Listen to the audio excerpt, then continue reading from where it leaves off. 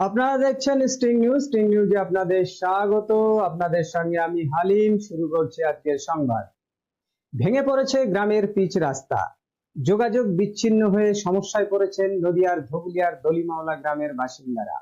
রাস্তার পৃথক দুটি জায়গা এমন ভাবে ভেঙেছে যে গোটা গ্রামটাই যেন একটা বিচ্ছিন্ন দ্বীপে পরিণত হয়েছে। জানা গিয়েছে, বাসুদেব মণ্ডল ও খোকন দাসের বাড়ির কাছে পিচ রাস্তায় ধস নেমে এমন ঘটনা ঘটেছে।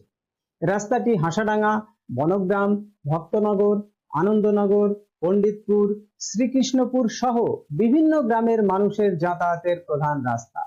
রাস্তাটি ভেঙে যাওয়ার জন্য জনসাধারণের স্বাভাবিক জীবনযাপন ব্যাহত হচ্ছে। সূত্রের খবর, দলিমওলা গ্রামে প্রায় 400 পরিবার বসবাস করেন। হাজারের কাছে ভোটার। পঞ্চায়েতে গ্রামে জিতেছে বিজেপি, কিন্তু গ্রামটি তৃণমূল পরিচালিত ধুবুলিয়া 1 নম্বর গ্রাম